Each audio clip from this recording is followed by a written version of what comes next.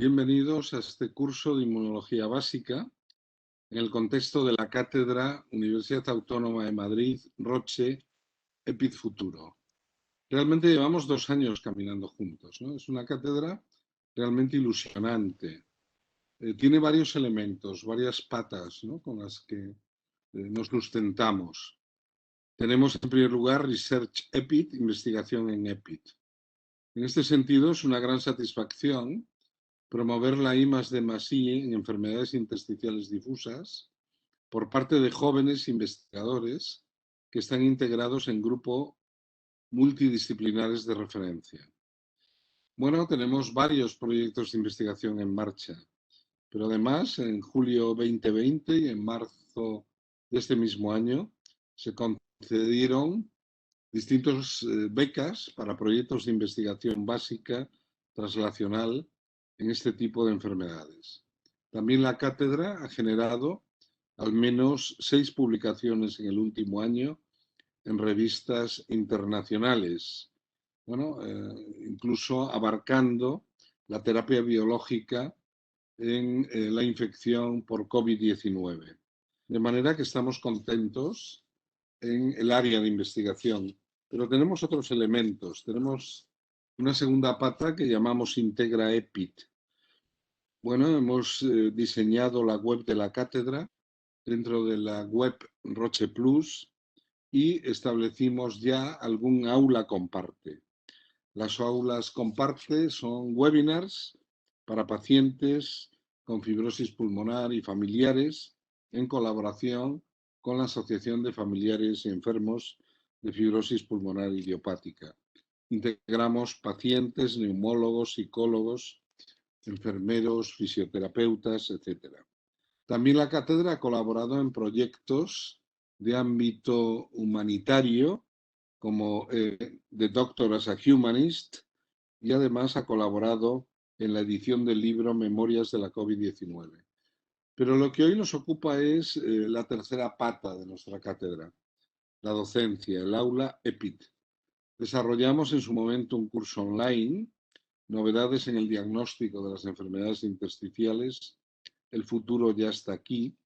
Estamos realizando toda una serie de vídeos que hemos llamado Encuentros EPID Futuro con la agencia EFE, con EFE Salud, en diferentes enfermedades intersticiales.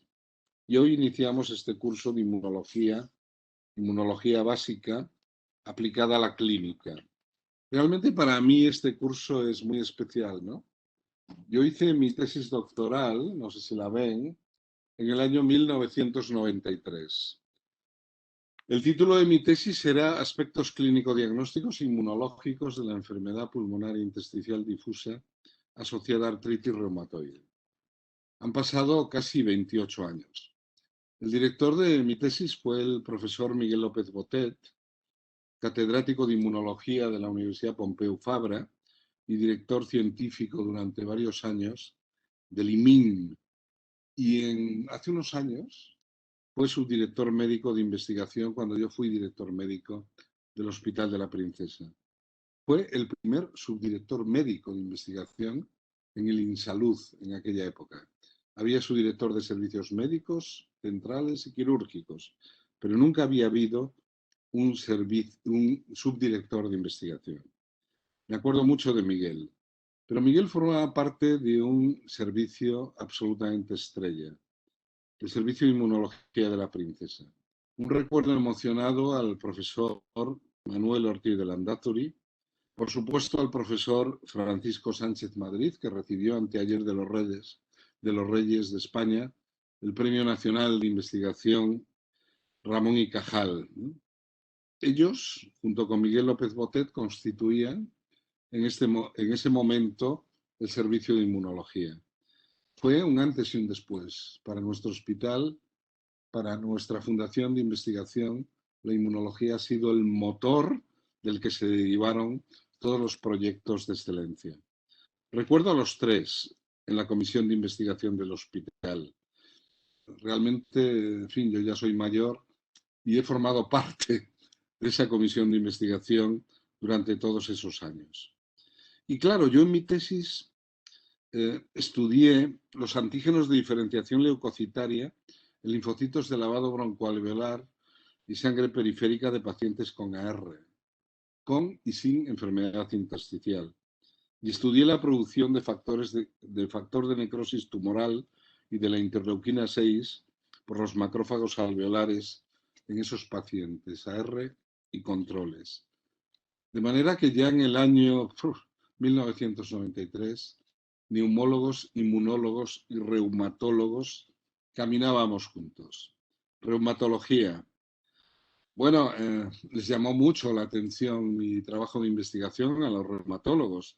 De hecho, viajé con todos los gastos pagados a los congresos de la ACR. Recuerdo San Antonio, Texas, Minneapolis, San Diego. Y recuerdo especialmente a Armando Lafón, a Carlos Osorio, ¿no? Los pioneros de ese servicio de reumatología.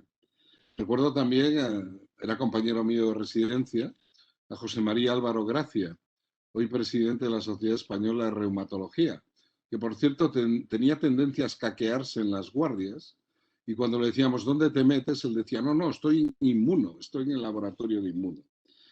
Y es cierto, ¿no? Ya hace más de 30 años, en el servicio de inmunología había un laboratorio de reumatología que frecuentábamos algunos jóvenes neumólogos. Bueno, han ido pasando los años, ¿no? Y casi 28 años después, neumólogos, inmunólogos y reumatólogos seguimos caminando juntos, ¿no? Y un buen ejemplo es este curso de inmunología, ¿no? Que está coordinado por Santos Castañeda, por cierto, profesor asociado de la cátedra Juan Roche Epid Futuro. Santos llegó unos años después con Alberto García Vadillo, eran muy calladitos, ¿no? De hecho, Armando Lafón les llamaba irónicamente los curas. Pero bueno, ahí tienen a Santos, ¿no? Hoy jefe de sección de reumatología, y ayer lo busqué en PubMed, ¿no? Tiene más de 400 papers en PubMed, y bueno, nada menos que 34 en 2021. Es decir, este hombre es muy prolífico, ¿no? En su producción científica. No lo pierdan de vista, a pesar de su timidez. Entre otras cosas, por eso es profesor asociado de nuestra cátedra. Y con él, la coordinadora, que me consta que ha trabajado mucho, es Arantxa Alfranca, ¿no? La nueva generación de este maravilloso servicio de inmunología, en el que también está Cecilia Muñoz. Hoy tendrán la suerte de disfrutar de la conferencia de Quique Martín Gallo, está Hortensia, está Elena, está Ildefonso. Bueno, el orgullo de la princesa, ¿no? El sentimiento princesa, el orgullo de ser de la princesa pasa indudablemente por el servicio de inmunología. Y bueno, Santos, Castañeda, Arantxa Alfranca, Arantxa Santos, son el alma, ¿no? de este curso, ¿no? Han preparado un curso, bueno, con muchísima ilusión, y el objetivo y la esperanza es que sirva para aprender todos, ¿no? Y también para mejorar los conocimientos básicos de inmunología, que nos ayuden a entender un poco más muchos problemas clínicos y traslacionales de nuestra práctica clínica. Y aquí las enfermedades intersticiales, desde luego, son todo un paradigma. De manera que nos hace muchísima ilusión hacer este curso. Yo quiero que todos los jóvenes neumólogos de mi servicio, y supongo que Charo García de Vicuña y Santos Castañeda, todos los jóvenes reumatólogos del suyo, hagan la tesis doctoral. Y para eso tienen que profundizar en las bases inmunopatogénicas de estos procesos que nos apasionan, ¿no? Tenemos que conocer el porqué, ¿no? Y realmente ese es el objetivo esencial de este curso. Y bueno, acabo ya porque tengo tendencia a ser bastante prosopopéyico, pero acabo cediéndole la palabra a una persona que quiero y admiro, ¿no? A la doctora Esther Vilas, ¿no? Esther es Head of Medical Strategy, Medical Affairs, Roche Pharma España, y bueno, es para mí la más genuina representante de Roche. Y sin duda Roche apuesta decididamente por la humanización, por la innovación e investigación biomédicas y por la medicina personalizada de precisión, ¿no? esta cátedra existe, Research EPID, Aula EPID, Integra EPID, este curso existe gracias a Roche Pharma, ¿no? Y a su colaboración, esa sincera colaboración, esa simbiosis, esa sinergia con una universidad pública, la Universidad Autónoma de Madrid, a la que, bueno, muchos de los ponentes de esta tarde y desde luego yo mismo estamos orgullosos de pertenecer. De manera que, doctora, una vez más, muchas gracias por acompañarnos, es todo un honor y adelante, cuando quieras. Bueno, muchas gracias, Julio. Bueno, primero por tus cariñosas palabras, que comparto, son recíprocas. Bueno, tanto a ti como a Santos por permitirme compartir la apertura de este curso de la Cátedra de la Universidad Autónoma y Roche EPID Futuro. También a la Fundación Teófilo Hernando, a todos los organizadores del curso, a Mar Borrás también por su ayuda y, por supuesto, a todos los asistentes por su interés y pasión y porque espero que disfruten del curso, de este curso de inmunología básica.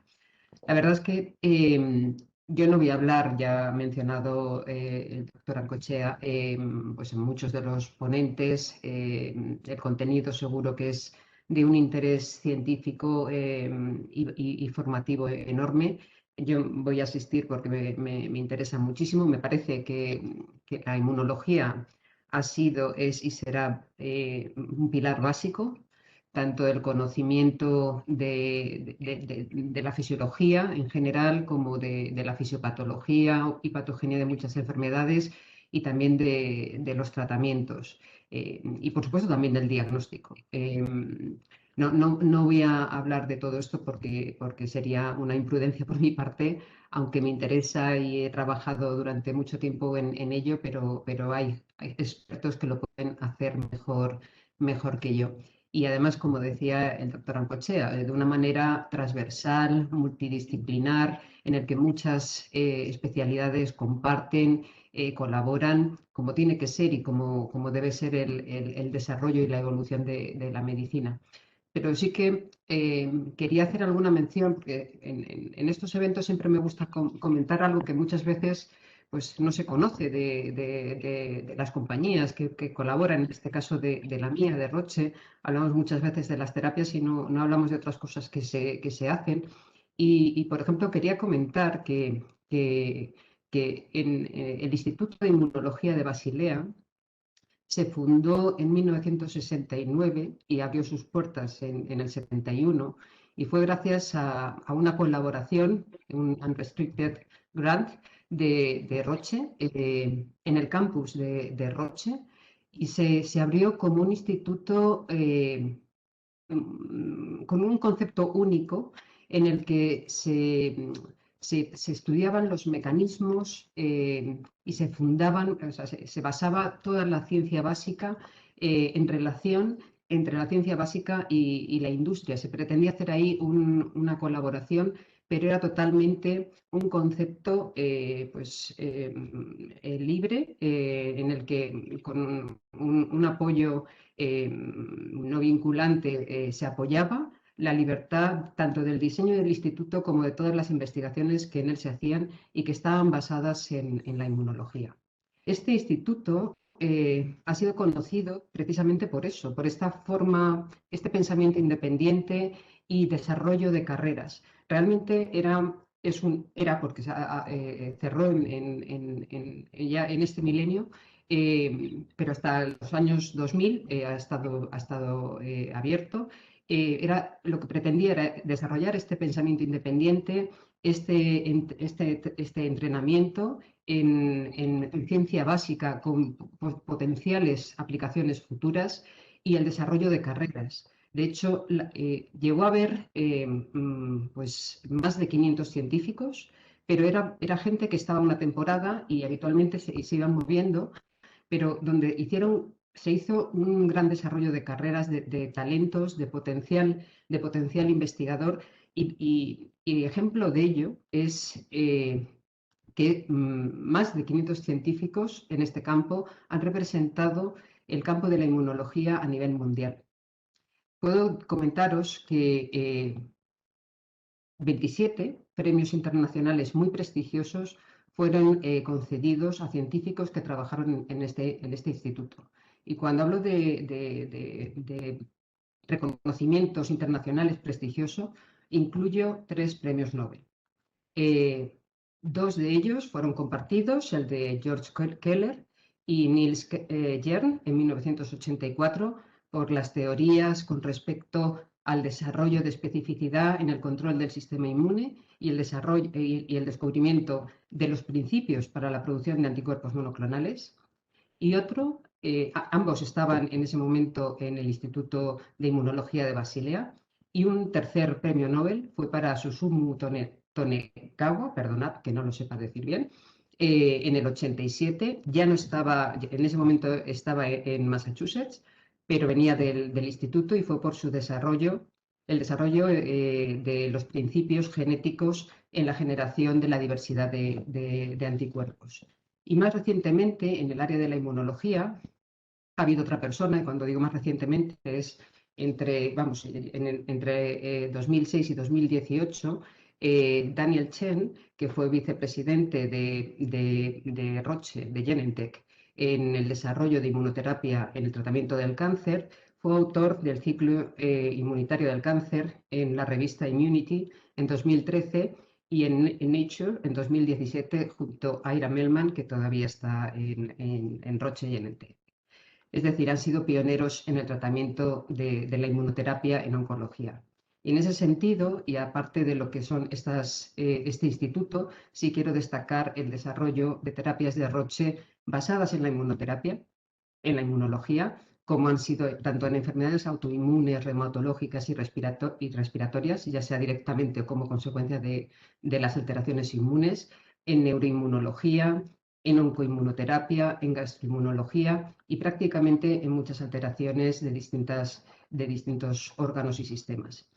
En fin, la inmunología creo que estamos de acuerdo en la importancia que tiene, en que es presente y futuro de la medicina, y que probablemente adquiera o haya adquirido una relevancia especial o una resonancia especial a partir del año pasado con la aparición del coronavirus y la pandemia de COVID-19. Creo que es un punto de partida que va a hacer que muchos apoyen el desarrollo de la inmunología, que a lo mejor en algún caso no ha tenido el respaldo económico o financiero que debía.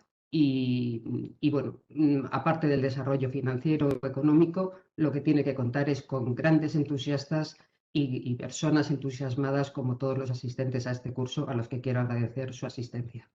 Y como no soy capaz de ser tan entusiasta como el doctor Ancoché en la presentación del doctor Santos Castañeda, él ya ha dicho lo mucho que representa el doctor Castañeda tanto en la reumatología como en la inmunología, y le doy paso. Sí, muchas gracias Esther y muchas gracias Julio. Quiero ser breve, realmente todo lo importante ya lo habéis dicho vosotros. Realmente para mí es un placer estar aquí compartiendo como profesor asociado de la cátedra, de esta cátedra EPID Futuro, compartiendo esta iniciativa que realmente germinó hace mucho tiempo, antes de la pandemia. Esto, como dijo Julio, la idea original surgió entre nosotros hace más de un año. Posteriormente queríamos hacer algo en parte académico y que fuera algo distinto y útil para los clínicos, enfocado fundamentalmente a los clínicos. Se nos ocurrió pues hacer un curso de inmunología básica, de una disciplina que creíamos que era importante y sobre la que teníamos muchas parcelas descuidadas o muchas incógnitas los clínicos. Y bueno, posteriormente con la aparición de la pandemia pues se ha visto que la inmunología realmente es una disciplina esencial y hay que tener conceptos muy sólidos pues para manejarse luego, como se ha visto este año, en toda una cantidad de información pues que a veces es muy importante y otras veces lo único que hace es desorientar si no tenemos unos conocimientos sólidos. Y eso era todo. Y bueno, pues hoy hemos llegado a la meta de este curso, que esperemos no sea la meta definitiva, sino solo una meta parcial ediciones posteriores, sean organizadas por nosotros o por otros organizadores en otras cátedras. Sí quiero recordar en especial a la doctora Arantxa Franca, que es adjunta, como ha dicho Julio, del Servicio de Inmunología, y realmente quizá debería de estar ella aquí en lugar de yo, porque ha sido parte esencial de este curso, me ha ayudado muchísimo, y entre los dos, ya digo fundamentalmente ella, pues se ha diseñado un programa que tampoco hemos intentado implicar a mucha más gente, sino que hemos tirado esencialmente de miembros de nuestro hospital, primero por la categoría de estos miembros, como ha dicho Julio, es un servicio de inmunología muy potente, y porque también en particular creíamos que era de justicia dar una visibilidad, aprovechar a dar visibilidad a personas, investigadores que, bueno, que están haciendo ahí su labor callada todos los días, y además que son gente muy preparada que nos puede enseñar y de los que podemos aprender mucho. O sea que eso lo teníamos claro, y por eso pues en esta edición al menos la mayoría de los ponentes van a ser del propio hospital, con algunas excepciones como hoy Silvia, pero Enrique es investigador de nuestro centro. Y yo creo que eso es lo esencial, lo que queríamos. Nuestro objetivo era, como he dicho, hacer algo sencillo y algo práctico que nos ayude a los clínicos, sobre todo enfocado a neumólogos, reumatólogos o otras disciplinas que se hayan querido apuntar, a acercarnos a conceptos básicos, a entenderlos un poquito mejor, y, ¿por qué no?, pues a potenciar estas relaciones que puedan dar lugar a ideas en las que nos den base para desarrollar proyectos en el futuro, cada uno en sus centros de trabajo. Y básicamente lo que quería decir, en general las jornadas, todas ellas, que son 6, 2 antes del verano y 4 después del verano, serán más o menos de hora y cuarto de duración, hora y 20 aproximadamente, hora y media en algunos casos, con 2 ponencias habitualmente de 30 minutos, de 25-30 minutos, y luego habrá un coloquio en el que lo dinamizarán pues los moderadores que hemos elegido. Generalmente son un reumatólogo y un neumólogo, y esperamos que los asistentes participen también, porque van a ser importantes sus preguntas, sus opiniones, para aclarar dudas. Las conferencias van a estar colgadas, nos han dicho, en una plataforma, no sé exactamente ahora si de Roche o del Instituto Teófilo Hernando, pero a todos los que os habéis apuntado se os hará llegar el link o la forma de acceder a ellas, pero tardarán al menos 1 o 2 días en colgarse. O sea que no seáis impacientes, estarán abiertas, pero tardará un poco. Agradecer también a los asistentes su participación, como ha dicho Esther Vilas, que es a los que fundamentalmente va dirigido y van a ser el fundamento de estas jornadas. Y por mi parte nada más, una mínima presentación para los 2 moderadores que hemos elegido para hoy, y ya les pasaría la palabra. El primero es el doctor Gabriel Herrero Beaumont, es jefe de servicio de la Fundación Jiménez Díaz. En el ámbito de la reumatología no necesita presentación, ha sido presidente de la Sociedad Española de Reumatología, y además es director de un servicio de investigación potente y de laboratorio de investigación osteoarticular en la Fundación Jiménez Díaz. Él hoy pues prácticamente se dedica a dirigir y a coordinar la investigación dentro del servicio, y es una persona abierta, siempre muy provocador en el ámbito científico, abierto a nuevas ideas, y la verdad que un placer para los que hemos podido colaborar y trabajar con él. En segundo lugar, seguro que él nos hará propuestas y preguntas muy interesantes. Y en segundo lugar, Javier Gaudó es neumólogo del Hospital Ramón y Cajal, es el encargado responsable de la unidad de intersticiales. Yo no puedo decir mucho de él, pero seguro que tiene también un gran currículum. Ahora, lo que sí digo, lo que sí puedo decir es que es una persona muy querida y muy recomendada, en el que tanto el doctor Ancochea como la doctora Valenzuela nos han recomendado mucho que estés aquí. O sea que debe de tener un duende especial, porque ya digo que tus recomendaciones han sido en varios frentes. Y nada más, os dejo la palabra y saludar también, me hubiera gustado decir más de Enrique Martín Gallo, con el que colaboro a diario, también es un placer estar con él, pero lo dejo a Gabriel y cedo la palabra. Muchas gracias a Santos y a Julio por esta invitación. Desde luego con Julio es un encanto oírle participar y estar con él, porque claro, simpático, inteligente, provocador, energético, un líder nato, vamos, ya lo sabemos todos, que nos da miedo luego estar con él porque arrasa, nos lleva siempre a la delantera. Un placer. Y ahí le tengo que felicitar la gestión de esta cátedra, porque es que la universidad tiene que espabilar, tiene que emprender una nueva ruta. Y es una ruta que necesita mucho compromiso personal, tanto en lo que es el conocimiento médico, pero más importante, en la diseminación del conocimiento global. La universidad hemos perdido esa capacidad de generar, como es este caso, una formación más allá de la carrera universitaria.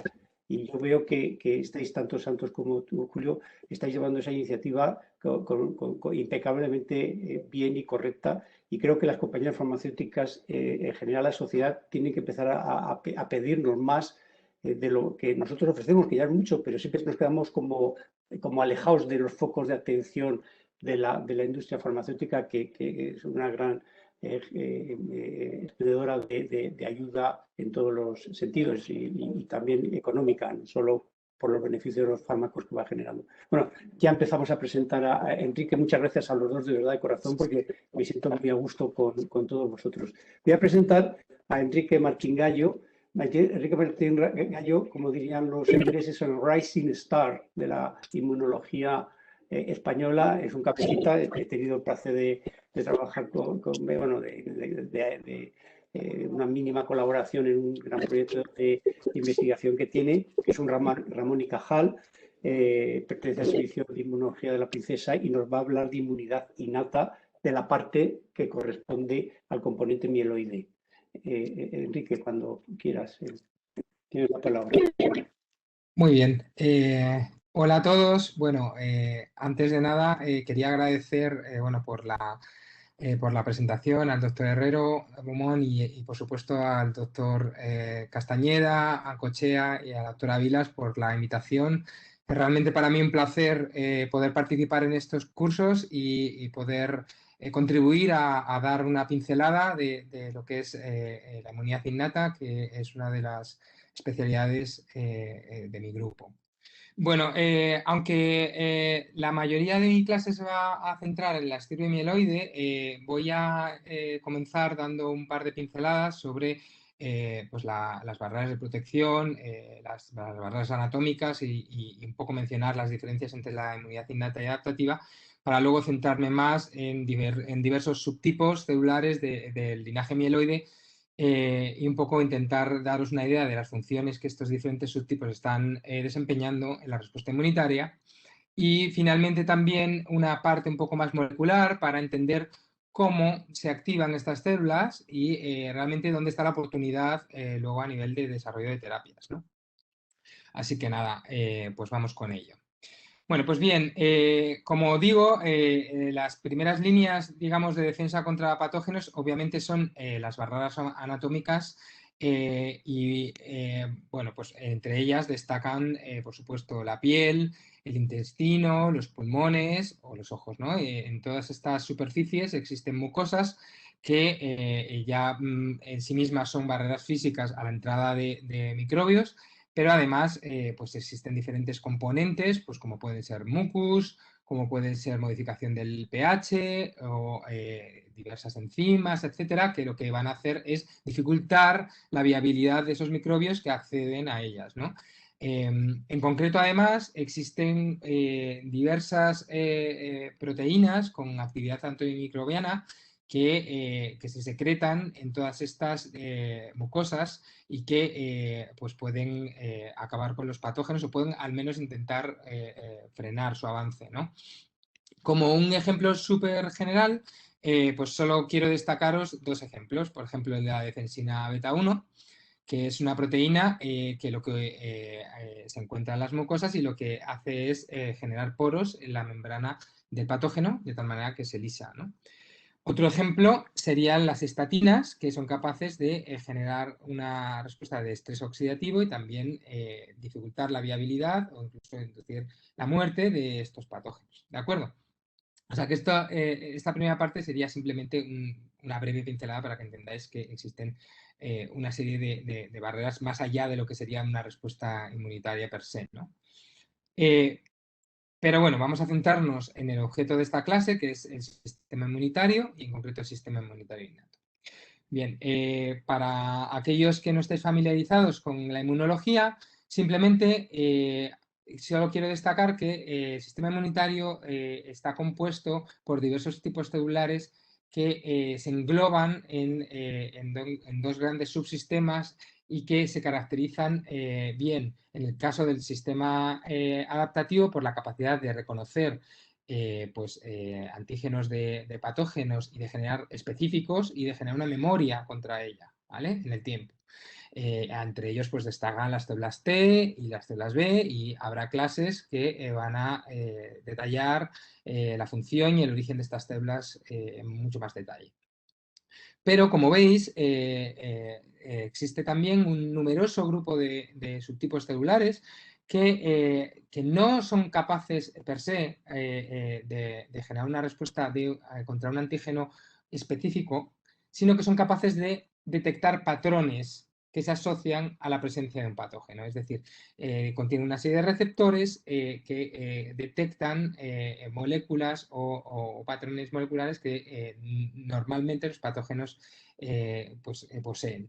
Y cada una de ellas tiene diversas funciones que ahora voy a pasar a describir. Bien, simplemente para destacar la importancia de la inmunidad innata, solo quiero que entendáis que si en diversos estudios animales lo que se ha observado es que si os fijáis en la línea verde de este gráfico que tengo aquí, realmente cuando existe un sistema inmunitario intacto y se produce una infección, ¿vale? Rápidamente se produce un control de la infección. Ese control se continúa hasta que se erradica a lo largo del tiempo esta infección y esto conlleva la acción tanto del sistema innato como del adaptativo. Si os fijáis, cuando se utilizan modelos en los cuales no existen células sí que existe un control inicial de la infección, lo que pasa es que luego se cronifica y no se puede resolver, ¿vale? Y sin embargo, si no existe inmunidad innata, ya se pierde un control desde el inicio. Es decir, que esto lo único que quiere ilustrar es lo que ya he comentado brevemente, que realmente la inmunidad innata es muy importante para establecer un primer freno contra la infección y empezar a eliminar patógenos, en algunos casos muy eficientemente, y además educar e instruir a la respuesta adaptativa, ¿vale? Sin ella, realmente la inmunidad adaptativa pues, no es eficiente. Bueno, pues bien, una vez establecida esto, pues bueno, simplemente deciros que existe un componente mieloide y linfoide de la respuesta innata y yo, como digo, pues me voy a centrar en la respuesta en la estepe mieloide. Las células mieloides pues se generan a partir de precursores en la médula ósea y el linaje mieloide realmente está formado por una variedad de diferentes subtipos que engloban los macrófagos, las dendríticas, los mastocitos, los neutrófilos, los eosinófilos o los basófilos, ¿vale? Cada uno de estos tipos celulares, y ahora lo vamos a ver en muchísimo más detalle, pues en algunos casos comparten algunas funciones, como la fagocitosis, es decir, tragarse al patógeno, y eliminarlo en muchos casos. En otros casos también tienen función de presentadora de antígeno. Esto es clave para realmente activar esa respuesta adaptativa específica de antígeno que os he comentado y ahora lo explicaré. Y luego hay otro tipo de células que está más especializada en generar una respuesta citotóxica, bien a nivel extracelular, degranulando vesículas que contienen enzimas con una acción antimicrobiana o incluso de una manera intracelular tras la fagocitosis. ¿De acuerdo? Bueno, Pues bien, vamos a comenzar con el primero de los subtipos mieloides, que son las células dendríticas, y que son un poco la especialidad en la que yo me he formado. Y bien, simplemente quiero daros dos pinceladas. Las células dendríticas, como he comentado brevemente, son células presentadoras de antígeno profesionales. ¿Vale? Entonces, estas células se pueden encontrar en los tejidos barrera o cerca de estas mucosas y pueden detectar y activarse en presencia de los patógenos y además pueden procesar estos antígenos, luego migran a los ganglios linfáticos donde van a presentar estos antígenos a los linfocitos T. Y a la derecha os estoy mostrando simplemente un esquema muy simple de cómo funciona una célula dendrítica, ¿vale? Entonces, hay varios tipos de señales que se producen.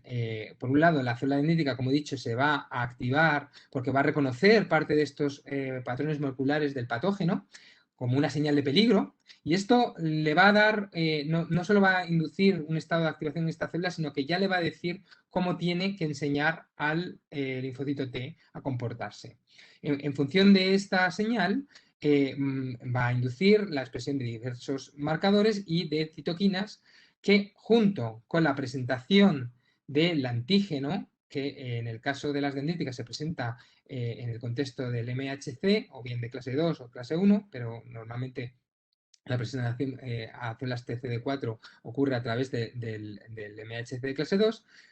Todas estas señales van a inducir la activación de los linfocitos T y, como digo, no solo su activación, sino la polarización a ya un fenotipo más efector, que en el contexto de diversas patologías, pues será uno u otro, ¿vale? De hecho, las células dendríticas que fueron originalmente descritas por el grupo de Steinman, a lo largo de las décadas se han visto implicadas en diversos procesos de priming de la respuesta adaptativa, como digo, no solo de la activación de células específicas de antígeno CD4, sino su diferenciación a diferentes tipos efectores como el TH1, TH2, TH17, etc. También se sabe que pueden activar a linfocitos TCD8 a través del MHC clase 1 por una vía que se conoce como cross-presentación y también pueden estimular la respuesta humoral tanto de forma indirecta por medio de los linfocitos TCD4 como señales de maduración a los linfocitos B. Además, estas células también pueden influir en otros componentes del sistema innato, en este caso linfoide, como las células natural killer, que mi compañera luego, Silvia, va a explicar. Bien. Existe, además, a lo largo de los años, una heterogeneidad en el linaje de las células dendríticas. No estamos hablando de un solo tipo celular, sino que el linaje de las células dendríticas se subdivide, si queréis, en dos grandes subgrupos. Uno, el de las células dendríticas convencionales o clásicas, que están aquí arriba, y el de las células dendríticas plasmacitoides.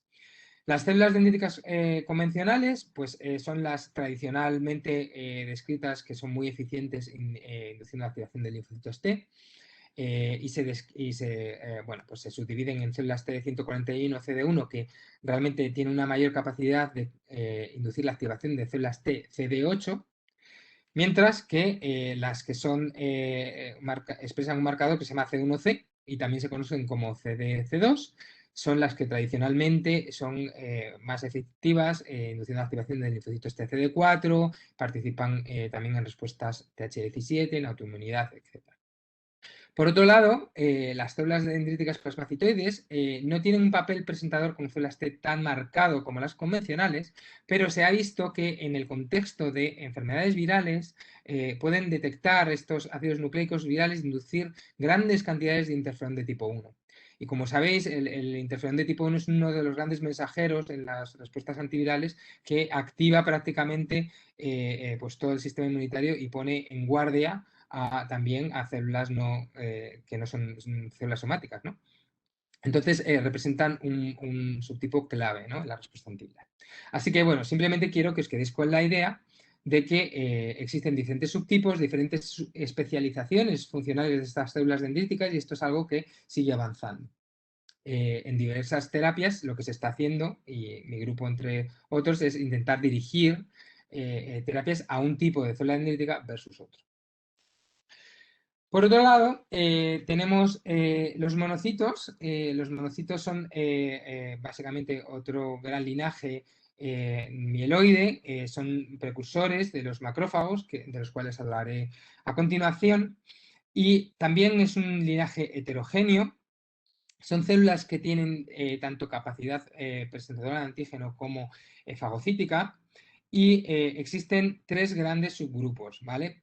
Que se diferencian en base a su expresión de dos marcadores, que bueno, pues para la audiencia general tampoco hace falta hacer demasiado énfasis, pero hay dos moléculas que son el CD14 y el CD16, y en función de la expresión de uno u otro marcador que van evolucionando hacia una función u otra. De tal manera que tenemos unos monocitos clásicos, que son CD14 brillantes y que no expresan este CD16, y el otro extremo serían monocitos no clásicos que no expresan prácticamente CD14, pero sí mucho CD16.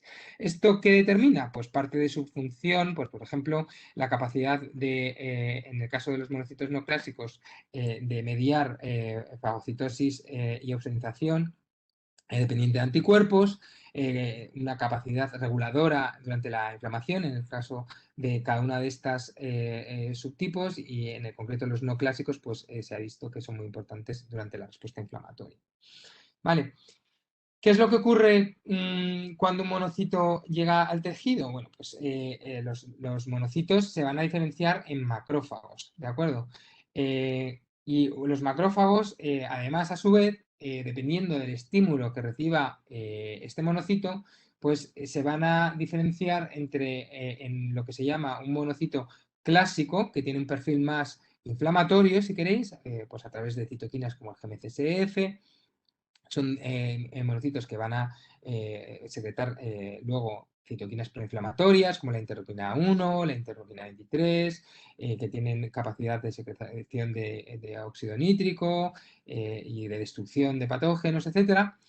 O bien, en unos determinados contextos, como puede ser homeostasis o en un contexto tolerogénico, en vez de diferenciarse en una célula inflamatoria, estos monocitos lo que pueden hacer es diferenciarse, por ejemplo, en presencia de MCSF, que es un factor, digamos, fisiológico, en monocitos más tolerogénicos o M2, como se han conocido tradicionalmente, que pues, secretan como la IL-10, el TGF-beta, y que pues, son importantes en la reparación de tejidos, etcétera, ¿de acuerdo? Como un pequeño guiño a los neumólogos, pues, y un poco de lanzar un poco de oscuridad, de luz en la oscuridad, bueno, pues voy a mencionar un poco los macrófagos alveolares que brevemente ha mencionado Julio. Existen macrófagos que de manera pues fisiológica se encuentran en las mucosas, como por ejemplo los alveolos, ¿no? Y estos macrófagos alveolares, pues también, aunque tienen menos capacidad fagocítica que en otras acciones postinflamatorias, pueden, y de hecho están fagocitando partículas de polvo, microbios que llegan constantemente a las vías aéreas, ¿vale? Además, pues se ocupan de mantener la homeostasis y la tolerancia en el pulmón, ¿vale? Pero estas células también son centinelas, tienen receptores de los cuales luego hablaré, y pueden detectar estos patógenos, el inicio de una infección y empezar a iniciar esa inflamación, ¿de acuerdo?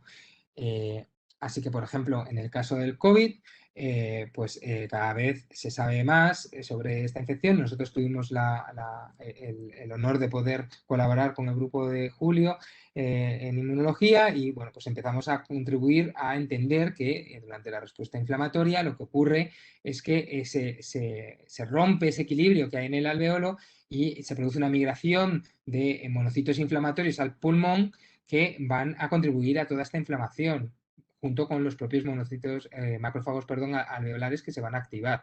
Y ahora mismo encontraréis muchísimos artículos científicos que en este último año pues están ahondando en los mecanismos moleculares que están un poco gobernando esto, ¿de acuerdo? Bien, vamos a pasar a otro tipo mieloide, que son los neutrófilos. Los neutrófilos pues son fagocitos polimorfonucleares que son de los primeros tipos innatos en llegar al foco de la infección, se extravasan muy rápidamente y, como digo, tienen una gran capacidad fagocítica, pueden destruir estos patógenos y también, además, destruyen células muertas en situaciones de homeostasis. Contienen gránulos acerófilos que tienen enzimas y sustancias microbicidas. Y además, en los últimos años también se ha descrito que en un momento determinado pues pueden además expulsar su ADN entremezclado con diversos contenidos de gránulos y proteínas para atrapar y destruir estos microbios. Esto es una especie de último recurso suicida que tienen estas células y diversos grupos pues han descrito este fenómeno tanto en un contexto de una infección fisiológica como en el contexto de autoinmunidad. ¿Vale?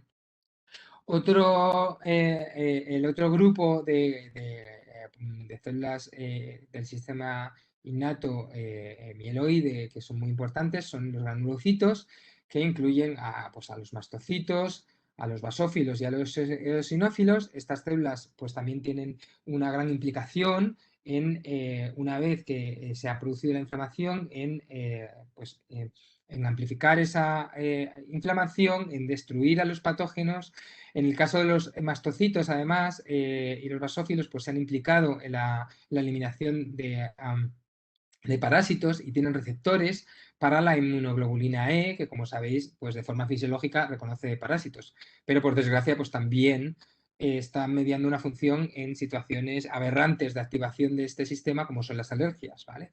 En esa situación, pues lo que ocurre es que al reconocer estas inmunoglobulinas tipo E, estas células degranulan y pues contribuyen a la liberación de histamina, de inflamación, etcétera, ¿vale? Se encuentran en diversos compartimentos, como veis, tanto en piel como en sangre como en mucosa. Y cada una de ellas pues, está mediando una función en diferentes momentos de la respuesta inflamatoria. Así que son un arma muy potente del sistema inmunitario para acabar con los microbios. ¿De acuerdo? Bueno, pues hasta aquí, digamos, la diversidad de los subtipos mieloides, que básicamente, pues con el poco tiempo que cuento, solo quería dar una pincelada, ¿no? Pero no quiero terminar sin realmente intentar entender un poco cómo se activan, ¿no?, estas células, porque no solo hay una diversidad funcional de estas células, sino que es que además, dependiendo de los receptores que expresen, van a poder activar. ¿De acuerdo? Entonces, ¿qué son los receptores de reconocimiento de patógenos? Bueno, pues son unos receptores que, como digo, reconocen patrones moleculares asociados a patógenos, o PAMPs. Y bien, existen diversos tipos. Aquí en esta tabla solo he destacado algunos de los más conocidos, los más destacados, los tradicionales receptores tipo TOL o TLRs, que pueden reconocer diversas moléculas bacterianas y víricas, que ahora veremos. Lectinas de tipo C, que reconocen polisacáridos en las paredes bacterianas, glucanos, etc. Receptores fagocíticos, receptores de tipo NOD, que luego inducen pues la activación del inflamasoma, o también los receptores de inmunoglobulina, los FC receptors.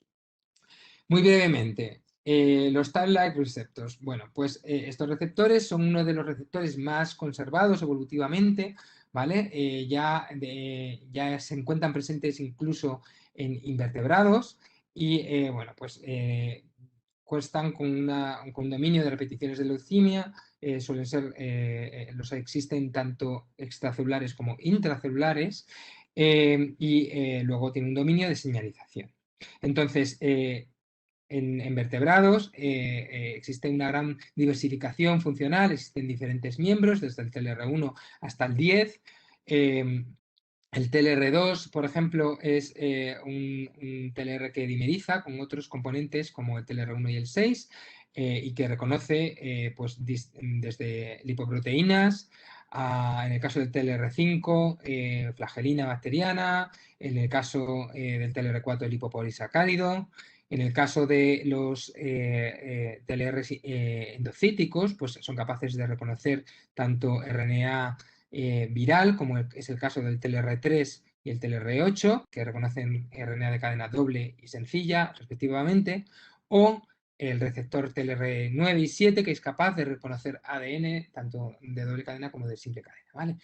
Estos receptores, pues, ¿qué van a hacer? Pues van a inducir una cascada de señalización, como veis aquí, por esta tormenta de flechas que no pretendo que entendáis. Simplemente quiero que entendáis que está dando lugar a una señal en las células y que esto luego va a inducir la transcripción de diversos genes de alarma que dará lugar a la secreción de citoquinas y de genes proinflamatorios. ¿De acuerdo? Por otro lado, más recientemente, también se han descrito diferentes receptores a ácidos nucleicos intracelulares que no son necesariamente TLR, como pueden ser, en el caso de sensores de ARN, pues RIG-I, MDA5, que también reconocen estos RNA virales de larga o corta longitud y de cadena doble o simple y que inducen la señalización y la activación de respuestas de interferón, ¿vale? Por otro lado, cada vez se conocen más proteínas que tienen intracelulares que tienen una actividad pues de reconocimiento de ADN intracelular. ¿Esto qué es lo que hace? Pues que si existe una infección de un adenovirus o de un retrovirus, por ejemplo, que la célula infectada se dé cuenta, ¿no? Y de esa señal, también si es una célula mieloide. Y dependiendo del tipo de receptor, dará lugar a una señalización también de la cascada del interferón, como la cascada, un representante clásico es SIGAS y STING, o, por ejemplo, el sensor M2 iniciando la cascada del inflamasoma. ¿De acuerdo? A continuación también, introduciros muy brevemente una familia de receptores que son los NOD-like receptors, bueno, pues, sobre todo el NOD1 y NOD2, que son los principales miembros que pueden reconocer diferentes componentes asociados a patógenos y que además luego a lo largo de los años pues, se han ido descubriendo miembros de esa familia o proteínas relacionadas con una gran homología a estos receptores y que en algunos casos pues tienen motivos de unión o a bien a motivos bacterianos o a ácidos nucleicos, como pueden ser en el RP3, en el RC4. Todos ellos inducen una cascada de activación, pues como el NF-κB, la caspasa 1 y el inflamasoma, que ahora brevemente describiré. ¿De acuerdo? O sea, que esto os da una idea de la diversidad que hay de receptores, que es lo único que quiero que entendáis en este punto, ¿de acuerdo? De hecho, aquí simplemente quiero que veáis que, bueno, que estos receptores son señal para que se expresen otros receptores relacionados, como puede ser el NRP3 y los precursores de citoquinas proinflamatorias, como la IL-1 beta, y que luego, tras el reconocimiento de otra señal de estrés o de daño, o relacionada con patógenos, se ensambla el inflamasoma, que lo que va a llevar es a la activación de la caspasa 1, que va a romper a estos precursores de citoquinas inflamatorias, como la IL-1 beta, y esto va a mediar pues la inflamación. ¿Vale? O sea, y estos receptores, pues como digo, también los poseen en las células mieloides. Y bueno, también mencionar muy brevemente que existe una cooperación también de la respuesta adaptativa y de la respuesta innata, ¿no? Porque en muchos casos pues existen receptores que reconocen la fracción constante de las inmunoglobulinas. ¿Esto qué quiere decir? Pues que estas células pueden fagocitar microbios que ya han unido un anticuerpo. Y esto no solo va a facilitar la fagocitosis y la destrucción de este patógeno, sino que además per se estos receptores de FC también inducen una señalización en la célula innata y que a su vez va a inducir inflamación. O sea que como veis está todo íntimamente relacionado. Para ya terminar de dar el último nivel de complejidad, simplemente quiero terminar diciéndoos que los diferentes subtipos mieloides que os he presentado pues expresan diferentes PRRs, ¿no? Entonces, por ejemplo, las plasmacitoides, pues TLR7, las convencionales TLR3, TLR8, 4, etcétera, diferentes lectinas, etcétera. Y todo esto es lo que de alguna manera va a facilitar o va a determinar lo que estas células van a poder hacer y su especialización funcional. Y de todo esto es de lo que va la inmunología de las últimas 2 décadas, de intentar entender cómo estas células se están diversificando y funcionando. Así que nada, con esto simplemente quiero finalizar, agradeceros a todos vuestra atención y si tenéis cualquier pregunta, por supuesto, estaré encantado de responderla. Gracias.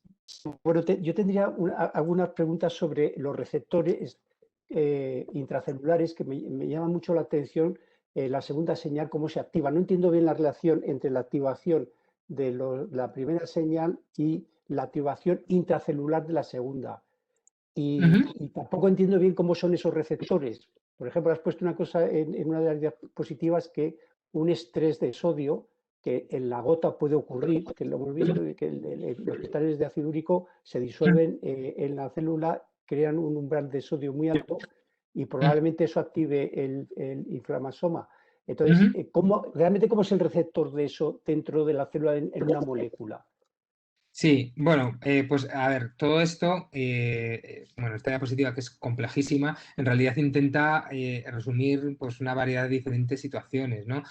Puede suceder que, por ejemplo, el NLRP3 esté ya activo de manera basal y que ya reciba una señal patogénica y ya sea directamente capaz de inducir esta cascada de señalización o de manera más canónica, lo que ahora se conoce es que hay un priming de reconocimiento de un primer pump, si estamos hablando de una infección, y que la activación de los NOD-like receptors ya va a inducir la activación de una cascada de señalización que va a facilitar que se amplifique esta señal.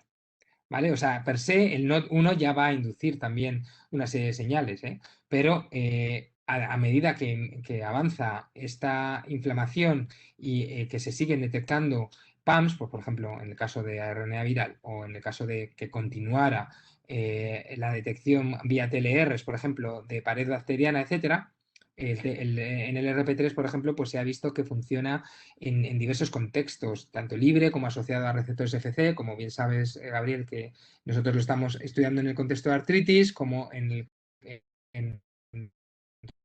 respuesta a cristalización. Existen diversas señales o incluso estrés mitocondrial. Entonces, diversas señales, digamos, de peligro que pueden dar lugar a esta segunda señal, ¿vale?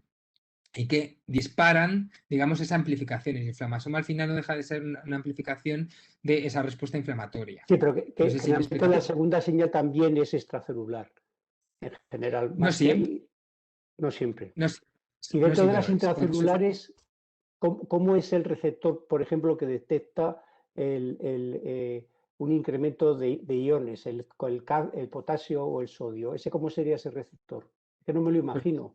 Y en este esquema, por ejemplo, tienes una molécula que se llama NEC7. Hay adaptadores, por supuesto, aquí hay un diálogo entre diferentes proteínas intracelulares, ¿de acuerdo? Entonces, por ejemplo, cuando se produce un daño mitocondrial que está causado, por ejemplo, por la activación de sensores de ARN, como puede ser la vía de MAPS, y se produce, aquí tenéis representado pues, un efluvio de iones de potasio, lo que va a ocurrir es que esta molécula NEC7 se va a asociar en el NLRP3 y va a facilitar que se ensamble en el inflamasoma. Esto es uno de los muchísimos mecanismos que hay. Y de hecho es que eso era algo que también aquí intentaba yo de una manera muy simple ilustrar, ¿no? Que fíjate, el NLRP3, por ejemplo, por poner un ejemplo, pues tiene inflamación, PAMS, DAMS, CIAM, ROS, calcio, liberación de calcio. O sea, hay diversas señales que de manera pueden todas converger en la activación de esta molécula. ¿Vale? Muy bien. No sé si tenemos tiempo para una otra pregunta. ¿El receptor FC gamma R que has puesto se activa también por el factor reumatoide, lógicamente, o no? Y de alguna forma pudiera ser a través de esa vía considerado el factor reumatoide un factor patogénico propio de la enfermedad. O sea, siempre que haya un reconocimiento de inmunoglobulinas, o sea, formalmente lo que va a reconocer el receptor de CCs es el factor, o sea, la región constante de la inmunoglobulina, ¿de acuerdo? Luego, que puede tener unida esa inmunoglobulina una inmensidad de diferentes, puede ser un antígeno específico, puede ser DNA porque está entremezclado, como estamos viendo en AR, puede ser diferentes cristales, una serie de cosas que, y en ese caso, digamos que la inmunoglobulina va a inducir también, va a funcionar como un carrier, dándole accesibilidad a los sensores intracelulares a ver a ese otro pump, en este caso, o dump, dependiendo de si se trata de un daño celular. ¿Vale? Ya la última pregunta es sobre la cierta inespecificidad de los toll-like, por ejemplo. ¿Sugerirían que los tratamientos antagonistas que bloqueasen uno de ellos iban a tener acción en muchos otros receptores intracelulares por parecido, simplemente por la cierta inespecificidad de los receptores de la inmunidad innata? Claro, bueno, en algunos casos, claro, existen off-targets sobre todo si estos inhibidores están dirigidos específicamente contra, digamos, el dominio de unión de ese toll-like receptor a la molécula, o si es un mediador de la señal. A veces esos inhibidores son mediadores de la señal, pues moléculas como puede ser NF-κB, que están involucradas en múltiples procesos biológicos. Entonces, dependiendo... Yo creo que el futuro en estas terapias es, y yo donde estoy intentando focalizar mi investigación, es intentar afinar para identificar cuál es la célula que en un momento determinado me puede interesar activar o desactivar a través de qué receptor, e intentar tocar, en algún caso concreto, si quiero inhibir, que sea lo más específico posible. Intentar huir lo más posible de mediadores, digamos, a no ser que quiera amplificar. En vacunas, por ejemplo, hacemos todo lo contrario. Intentamos ir a moléculas comunes que puedan amplificar la señal. ¿Vale? Bueno, Enrique, muchísimas gracias y pasamos al siguiente ponente. Enhorabuena. Muy bien, gracias. Respiramos 10.000 litros de aire al día y en 10.000 litros, ¿verdad?, estamos en contacto de exposición a partículas, a microorganismos. Por otra parte, se ha hecho mención, la doctora Vilas, el mundo de la oncología ha sido revolucionado por goleada. La inmunoterapia supera a la quimioterapia convencional en muchos pacientes. Todos nos sorprendemos, ¿verdad?, con casos a veces muy cercanos. Ayer, sin ir más lejos, en el Lancet había un artículo interesantísimo que les sugiero sobre la inmunoterapia, a quién, cómo, por qué. Y para ello, esta tarde tenemos a la doctora Silvia Vidal Alcoriza, inmunóloga de reconocido prestigio, que tiene muchas publicaciones, no hace falta, ¿verdad?, mencionarlas, y que ostenta la coordinación del grupo de enfermedades inflamatorias, donde aglutina pues, a los grupos de enfermedades genéticas, metabólicas e inflamatorias del Instituto de Investigación Biomédica de San Pau, y que además tiene la fortuna de trabajar en ese precioso hospital modernista, que si no lo saben las juventudes, tiene hasta 6 siglos, ¿verdad?, de historia, se dice pronto, y eso que duda cabe que es una gran fortuna. Seguro que el arte de personas sabias es hacer sencillo lo complejo, ella lo va a hacer seguro, y vamos a aprender mucho de su parte, que nos va a hablar del componente linfoide de la inmunidad innata. Cuando quiera, doctora Vidal, muchas gracias. Gracias por la presentación y primero de todo agradecer a Mar por haberme invitado, a los coordinadores de este curso y a Roche por realmente facilitar este tipo de cursos que creo que tiene que ser de muchísimo provecho para la mayoría de los clínicos que hoy en día ven a la inmunología como una herramienta, ¿no?, para su enfoque terapéutico, pero también para entender muchos de los mecanismos patogénicos que operan en las enfermedades. El título de mi charla, en realidad, Enrique y yo hemos compartido el título, que las generalidades del sistema inmune y en concreto de la respuesta innata, y a mí me ha tocado, como que dice la hermana fea, ¿no?, el grupo linfoide de la inmunidad innata, pero en realidad no es fea, y espero convenceros de que eso es así. Yo voy a hablaros de esos componentes linfoides, en concreto voy a hablaros de las NKs y voy a hablaros de unas nuevas células, que en realidad ya no son tan nuevas, que son las innate lymphoid cells, que son las células linfoides innatas, y también después hablaré también de otro, del hermano pobre de la familia, que es el sistema del complemento, que muchos inmunólogos no les gusta hablar. Y por último acabaré con un poco lo mío, ¿no? La inflamación, que es un poco el aspecto que más me gusta de hablar porque es quizás el más fisiológico. Para empezar, me gusta mucho hablar de la respuesta innata enseñando esta diapositiva, aunque no están todos los elementos, pero me hace ver que cada vez que yo tengo una herida, ¿no? Lo que me pasa. Y lo que me pasa es que una bacteria que se acaba introduciendo, penetrando dentro de mis tejidos, acaba desencadenando toda una serie de reacciones. Para empezar, activa al complemento, que son unas sustancias que están allí presentes, preformadas, ¿no? Y también activa a muchas de las células innatas para producir ya los primeros péptidos antibacterianos, ¿no? Que actúan de forma inmediata. Y más allí ya empieza a haber la fagocitosis por los macrófagos, la activación de los mastocitos, con toda su producción de desgranulación de mediadores que van a actuar sobre los vasos. Luego también esa fagocitosis que va a conllevar también cambios en los endotelios.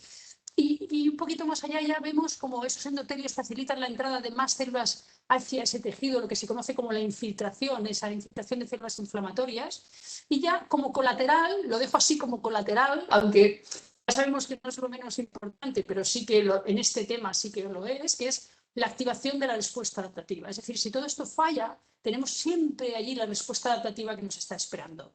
Y entonces, dicho esto, ya un poco complementando con la información que ha presentado Enrique, él nos ha hablado de una gran parte de los componentes mieloides de la respuesta innata, que estamos hablando pues, de muchas células granulocíticas, estamos hablando de los macrófagos, que son los grandes generales de esta batalla, ¿no? De la respuesta innata.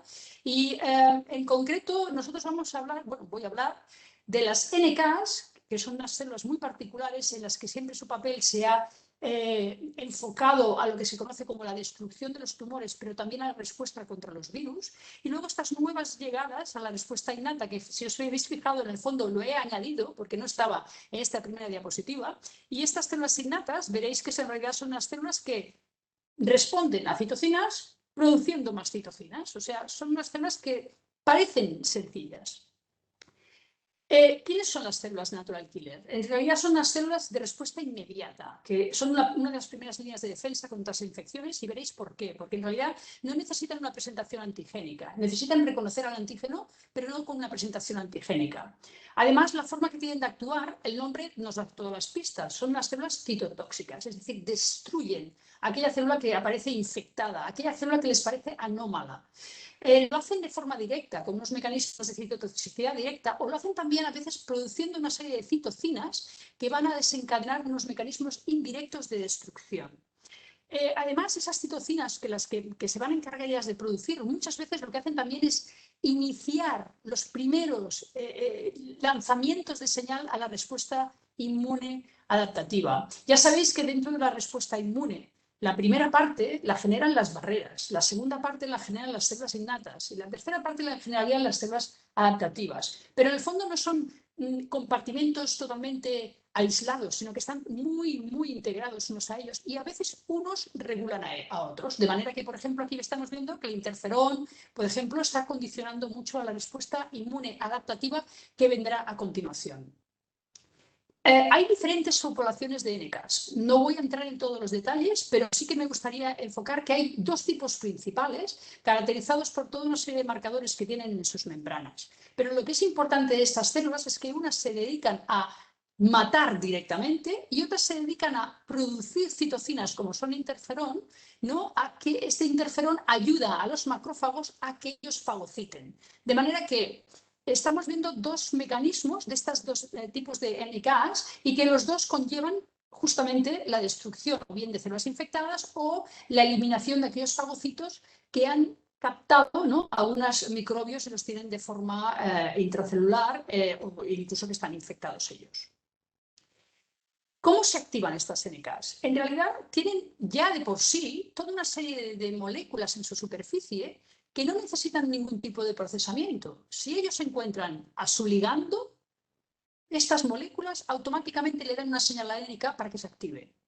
En cambio, estas otras moléculas, como son el HLA-E y algunos ligandos de la MHC de clase 1, que si son reconocidos por las NK, esta NK no solamente no se activa, sino que incluso se inhibe. Fijaros que esto es una señal de seguridad. Si esto se nos activa automáticamente, la NK empezaría a matar de forma indiscriminada. De manera que cuando detecta que la célula que tiene delante suyo es una célula propia de nuestro organismo, esta NK se inhibe. De manera que no va a destruir nuestras propias células, ¿vale? ¿Cómo hacen estos receptores? En realidad, los dos receptores, ese tipo, el activador y el inhibidor, lo que conllevan en su interior, en su parte citoplasmática, son unos dominios. El activador tiene unos dominios que se conocen como ITAM. Yo siempre doy la pista, ¿no?, a los estudiantes, ITAM de activador y ITIM de inhibidor. Y este dominio ITAM es capaz de activar una serie de quinasas que van a señalizar la célula para que la NK se active y empiece a hacer sus funciones o citotóxicas o de producción de citocinas. Y en cambio el ITIM lo que va a generar es una activación de unas fosfatasas y esas fosfatasas es al revés, inhibir la activación, que no se nos active de forma accidental. Fijaros que yo he puesto como ejemplo en realidad tres situaciones que son interesantes. Por un lado, la tolerancia. ¿Cómo conseguimos que nuestras NK no se activen de forma discriminada? Y lo hacemos de una forma muy fácil. Nuestras propias células tienen moléculas de MHC de clase 1. Las NK las reconocen y ¿qué hacen? Se frenan. No hay respuesta contra ellas, de manera que las NK no las matan.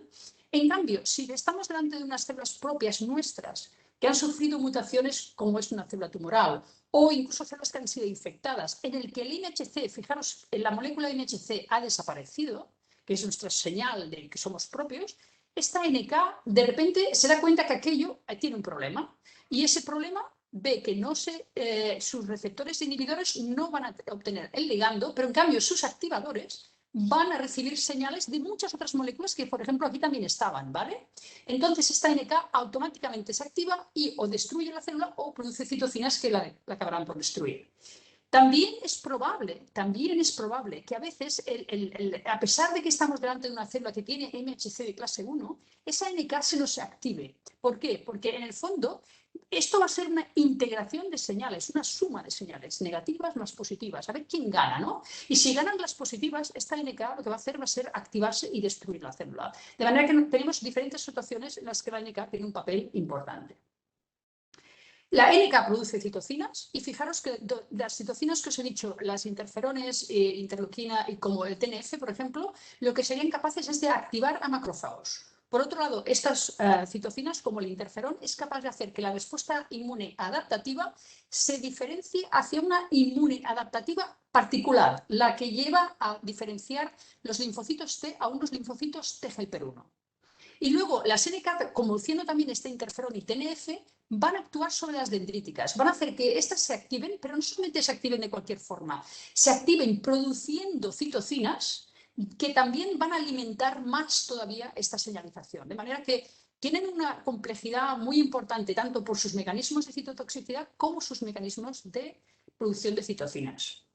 La citotoxicidad va muchas veces relacionada con moléculas de superficie. Las NKs tienen unos receptores, tienen unos ligandos, que es el Fas ligando que actúa sobre el Fas receptor, destruyendo a la célula vía caspasa, y esta célula entra en apoptosis, o bien tienen unas moléculas que se llaman enzimas o perforinas en sus gránulos. Fijaros que los nombres ya dicen algo, perforinas, ¿no? Y cuando secretan estos gránulos, las perforinas forman eso, un túnel, un agujero, físicamente un agujero en esa membrana de la célula diana, y por donde penetrarán las enzimas que activarán también la cadena de las pasas y inducirán la muerte por apoptosis. De manera que en los dos casos tenemos que la muerte de la célula diana está garantizada. El mecanismo muy importante de las NK también se conoce como Antibody Dependent Cytotoxicity y viene dado porque las NK tienen en sus membranas los receptores de FC, en manera que estos receptores de FC, como ha dicho Enrique, son unos receptores que reconocen a las inmunoglobulinas. La parte FC, la colita de la inmunoglobulina, no le reconoce el antígeno, sino la parte extrema de la inmunoglobulina. Y lo que pasa aquí es cuando una bacteria, por ejemplo, o una célula infectada acaba siendo, vamos a decirlo, rebozada por inmunoglobulinas, opsonizada por inmunoglobulinas, las NK rápidamente van a reconocer estas inmunoglobulinas, van a activarse y van a secretar esos gránulos que van a acabar destruyendo a esta célula infectada. Esto es otro mecanismo de destrucción de citotoxicidad independiente del FAS o de la granzima. Bueno, no bien independientes porque en realidad hay aquí una activación, pero es un poco lo que desencadenaría una parte de esta desgranulación. Las NKs en realidad siguen teniendo un papel y siguen teniendo un papel muy importante en la inflamación de las vías aéreas, sobre todo en las inflamaciones crónicas. Y en estos artículos, que no voy a entrar en detalle, lo que hacen es remarcarnos la importancia de un aumento de estas poblaciones, de algunas subpoblaciones de NKs, en el agravamiento, exacerbaciones de algunos de los procesos inflamatorios que hay en las enfermedades respiratorias, tanto en EPOC, como en asma, como incluso en los síndromes más complejos.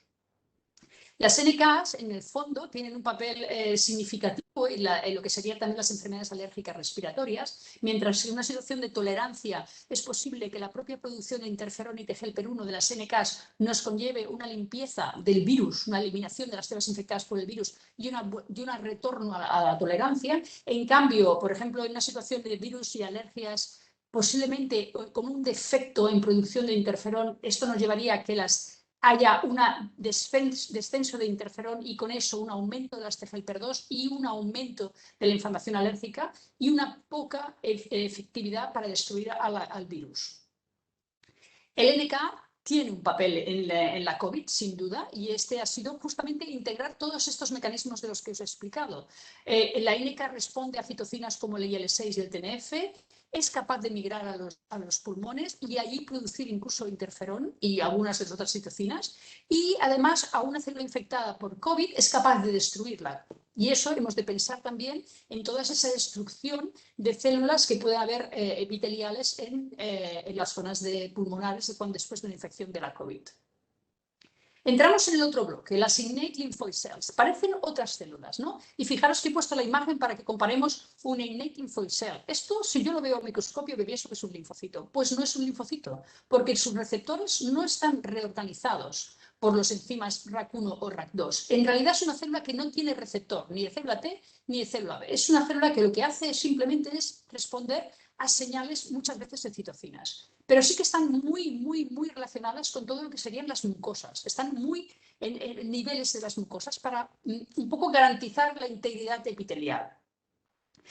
Circulantes hay algunos, muy poquitos, es muy difícil verlas, y su función principal es la producción de citocinas. Hay tres grupos principales. Lo que pasa es que depende del artículo que leéis, hay 3, hay 4, hay 5 grupos. La cuestión es que en realidad los podemos agrupar funcionalmente en 3 grupos. El primer grupo, que se conoce como ILC1, y algunas NKs podrían estar integradas dentro de este grupo. Luego tendríamos las ILC1 propiamente dichas, y estas dos células en realidad lo que se encargan es de producir interferón y TNF y responden a citocinas muy importantes de la activación del sistema inmune, como es la IL-7 o la IL-15. Sus características son prácticamente la producción de citocinas y se caracterizan por unos factores de transcripción muy particulares. Luego tenemos una especialmente de interés para las vías aéreas, que es la ILC2, y esta citocina responde muchas veces a la IL-7, pero también a otras moléculas que pueden ser alarminas. Y esta ILC2 lo que hace es producir también unas citocinas, fijaros que nos recuerdan mucho a las citocinas de los linfocitos TGLP2, IL4, IL5, IL13, y esto nos ha de recordar también mucho a las citocinas relacionadas con los procesos alérgicos.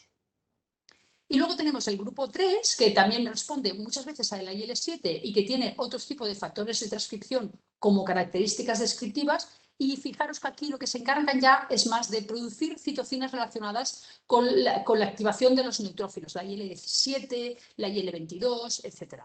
De manera que tienen unos patrones muy característicos y que los hace distinguir muy bien. ¿Qué funciones tienen? Pues justamente las derivadas de las citocinas que producen. Mientras que tenemos la ILC1, tenemos citocinas como interferón y TNF, estas pueden dañar a los epitelios, pueden generar daño epitelial, ¿vale? Y muchas veces viene dado porque esos epitelios están infectados, de manera que lo que hacen es generar estas interleuquinas que lo que harán es destruir a esas células infectadas. Luego tenemos las ILC2 que producen esta batería de citocinas tan particulares de lo que sería alergia. Y fijaros que sus funciones principales aquí ya no es dañar el epitelio, sino es favorecer una hipertrofia de los músculos lisos o simplemente estimular un poquito los músculos lisos que hay bajo el epitelio y también favorecer la secreción de moco, activando muchas veces a las células Globet que hay en estos epitelios. Y por último teníamos a la IL-3, que aquí otra vez volvemos a pensar que como aquí la célula está detectando que hay un peligro y lo que quiere es que se produzcan una serie de moléculas que defiendan a esos epitelios, de manera que lo que hacen estas citocinas es estimular a que las células epiteliales produzcan lo que se conocen como péptidos antimicrobianos. Y ya hoy en día se puede decir que tenemos identificados unos miles de péptidos antimicrobianos en nuestro organismo, de manera que lo dejo ahí porque eso sería ya toda una clase solamente entera para hablar de ello. Las ILCs son el yin y el yang, como la mayoría de las cosas del sistema inmunológico. Si funcionan bien, ayudan. La ILC2 ayuda, por ejemplo, delante de infecciones a reparar los tejidos. La ILC1 ayuda, por ejemplo, a destruir todo aquello que está infectado por patógenos intracelulares. La ILC3 también nos ayuda a controlar los tejidos, la homeostasia y la reparación. Pero ¿qué pasa si se nos descontrolan? Si estas células se estimulan en exceso, si nadie las puede regular, pues tenemos una oseofagitis, tenemos una sinusitis crónica. Con pólipos tendríamos una dermatitis, tendríamos un EPOC, enfermedades inflamatorias intestinales, psoriasis, etcétera, etcétera, etcétera. De manera que fijaros que son críticas sus regulaciones para que realmente nos estén haciendo algo de beneficio. En el asma, particularmente en el asma, la ILC2 tiene un papel muy importante porque justamente es una célula que produce aquellas citocinas implicadas en la producción de moco y también en el músculo liso y también en estimular a las células B para que hagan el switch de inmunoglobulinas a una IgE, que como sabéis, esa IgE se unirá a los receptores de IgE y acabará produciendo una desgranulación de mastocitos, de basófilos, etc. De manera que es clave, es una pieza clave en lo que sería el asma y en concreto en los asmas originados realmente en las vías aéreas, tanto superiores, incluso se podría decir como las inferiores. Pero no solamente nos quedamos en el asma, resulta que la ILC2 juega un papel en los pólipos desarrollados en las rinitis crónicas, tiene un papel importante también en la EPOC, pero justamente fijaros que aquí estaríamos un poco hablando que esta ILC2 lo que hace es una plasticidad si se convierte en ILC1. Estas células a veces cambian incluso de fenotipo. Y luego, evidentemente, la fibrosis, recordemos la fibrosis pulmonar en la que el moco tiene un papel importante y recordemos que la ILC2 produciendo esta IL-13 hace un papel muy relevante en la producción excesiva de moco y también en una activación de un macrófago de tipo M2 que estaría favoreciendo y un poco retroalimentando todos estos procesos de fibróticos que hay en esas patologías. Sin duda, también tiene un papel clave a veces en reparación de los epitelios después de una infección y una destrucción de esos epitelios. Saltemos al tercer campo, al complemento. Vamos a ir saltando. Hemos hablado ya de las linfoides, ¿no? Ahora vamos a saltar a ese pequeño campo que se llama el complemento, que en realidad son una serie de proteínas que muchas de ellas están ya preformadas, ¿no? Muchas de ellas se sintetizan incluso en el hígado. Son importantes porque además están como muy centrales, como en realidad son una cascada. Imaginaos una cascada de dominó en el que empiezan a salir piezas dependiendo de cómo se van activando, ¿no? Y algunas de estas piezas tienen diferentes funciones. Veremos para qué sirven. Representan el 5% de toda la fracción de globulina sérica, o sea que mucho complemento hay, afortunadamente, en las personas sanas, y están generalmente en forma inactiva, no se activan hasta que pasa algo, ¿vale? Tenemos tres vías principales, la clásica, la que se llama de lectina o la alternativa, y son diferentes dependiendo de cómo se inician. Si tenemos, por ejemplo, la clásica se inicia cuando hay un anticuerpo ya enganchado a una bacteria y esa vía clásica lo que hará es empezar a engancharse el primer elemento del complemento como el C1 y ahí empezará toda la cascada, C1, C2, C2, C4, C3, C5, C6, C7, C8, C9, ¿vale? O sea, tenemos toda una cascada de moléculas. Luego la lectina, que en realidad en lugar de unirse al anticuerpo, lo que se une, estas moléculas del complemento se unen a unas moléculas, ¿no? Que aparecen unidas también a las superficies de las bacterias. No entro en detalle porque sería mucho más complejo.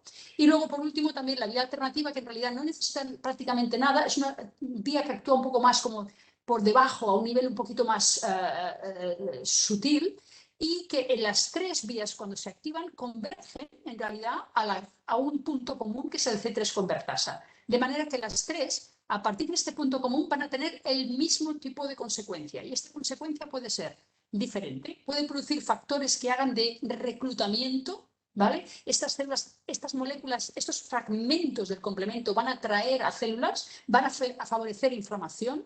Luego hay otros factores que lo que hacen es opsonizar a lo que quieren destruir, de manera que lo rebozan y eso favorece que el fagocito se las fagocite. Y luego también, sin duda alguna, lo que a mí me gusta porque es como muy radical, es generar el complejo de ataque de membrana, el MAC, ¿no? Que es generar un agujero auténtico sobre esas superficies donde va a actuar el complemento y destruir a lo que tenga debajo, hacer perder la integridad de las membranas de lo que haya debajo, sea bacteria, sea célula, lo que sea. De manera que su acción es lisis de bacteria, formando estos agujeros preciosos, atracción o quimiotaxis de diferentes maneras, fijaros que diferentes fragmentos son reconocidos por una serie de receptores, o opsonización, también una serie de fragmentos van a rebozar a estos microbios y la célula fagocítica va a ser capaz de muy fácilmente reconocer a estos microorganismos ya opsonizados.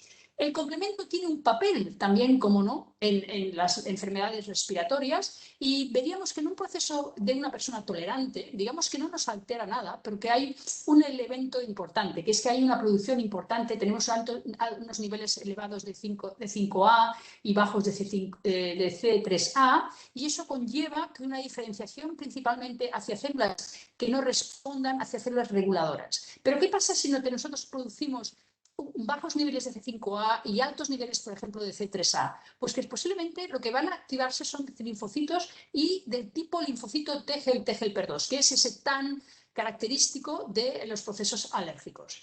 Y en cambio, estos serían los procesos primarios, esa célula T-helper-2 sería capaz de activar los linfocitos B para que acaben produciendo IgEs y ya en la fase efectora, fijaros que el C3A va a ser reconocido por eosinófilos, que es una célula que actúa en las fases más tardías de los procesos respiratorios y con esto estaríamos aumentando posiblemente también la hiperrespuesta de las vías aéreas. Sin duda alguna, un papel un poco controvertido es el complemento dentro de la COVID. A pesar de que parezca que nos puede hacer un efecto beneficioso intentando ¿no? controlar a la COVID, ¿no? O sea, el SARS-CoV-2, el problema está en que muchos de estos fragmentos se acaban depositándose en regiones afectadas, muy infectadas, en las que hay epitelio infectado. Es muy probable que este complemento se active de forma exacerbada y lo que genere es un daño, ¿no? y una activación de procesos inflamatorios agudos, ¿no? Como veis la producción de altos niveles de citocinas, como es lo que aparece en muchos de los procesos de la COVID. Y llegamos al último campo, que es el de la inflamación. La inflamación es un proceso antiguo, ¿no? Empezamos con una diapositiva antigua, ¿no? Porque me gusta, es una diapositiva muy característica de todas aquellas propiedades que la inflamación nos recuerda. Pero hay una cosa que quiero recordaros, la inflamación no es mala, la inflamación es buena. La inflamación mala es la inflamación crónica o la inflamación aguda, descontrolada, inapropiada. Pero en realidad la inflamación es un mecanismo de defensa, por eso existe y por eso existirá, porque es absolutamente necesario para la supervivencia de nuestra especie y de muchas especies que tienen procesos de inflamación. Es una reacción tanto sistémica como que también afecta a nivel local. Es una respuesta protectora cuando está bien regulada y aparece en los momentos oportunos y es beneficiosa porque acaba eliminando aquellos patógenos o incluso células infectadas o incluso procesos extraños, lo que consideremos que nos está dañando en nuestro organismo.